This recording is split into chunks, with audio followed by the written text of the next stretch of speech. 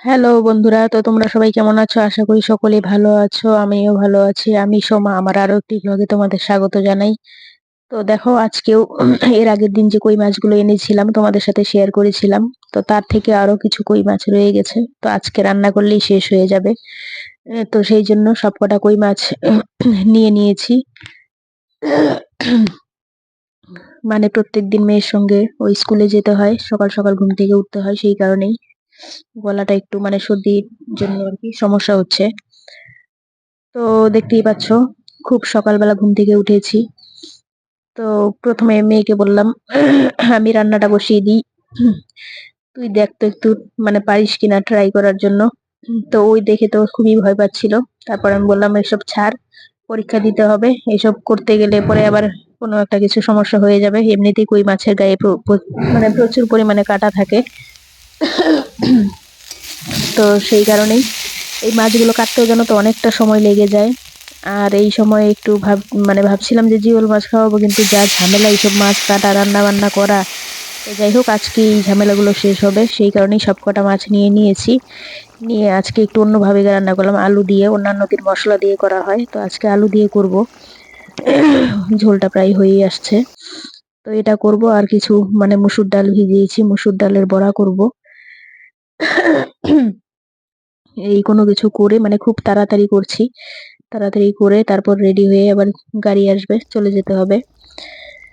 তো স্কুলে গিয়ে অনেকটা সময় থাকতে হয় আর কি, কি বলবো, সারাটা দিন ওখানেই চলে যায়। সেই 9টা সাড়ে 9টায় বের হতে হয়, আস্তে আস্তে প্রায় 3টে সাড়ে 3টে বেজে যায়। তো দেখো, এখানে বড়াগুলো ভাজছিলাম, অনেক কটা বড়া হবে। তো দুইবার করে মানে দুই ভাগে ভাজছিলাম।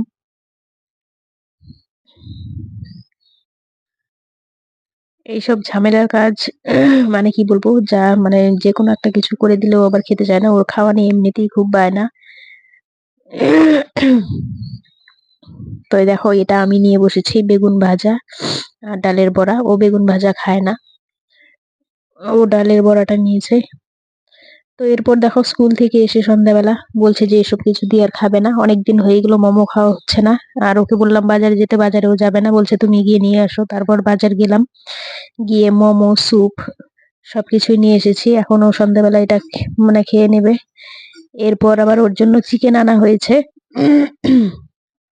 তো চিকেনের মানে যেটা হচ্ছে নরম সাইড মানে মাংসটা, সেটা হচ্ছে গিয়ে দিয়ে পকোড়া করা হবে। আর যেটা হাড় হাড় সেটাকে আলাদা করে রেখেছি, সেটাকে ওই কষা মতন করে দেব, সেই কারণেই। তো এটাকে ভালো করে আগে মেখে নেওয়া হচ্ছে, যা যা দেওয়া হয় আর কি, সেই সব কিছু দিয়ে ভালো করে মেখে কিছুক্ষণ রেখে দেওয়া হবে। তারপরে ওটাকে ভাজবো।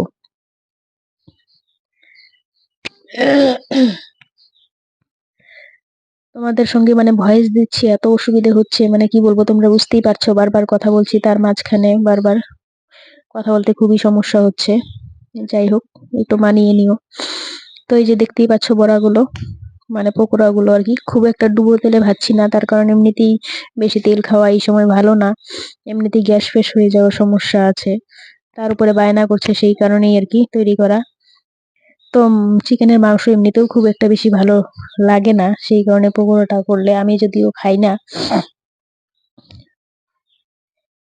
ওই পকোড়াটা 2 পিস খাবো আর কি, খুব একটা পছন্দ করি যে সেটা না।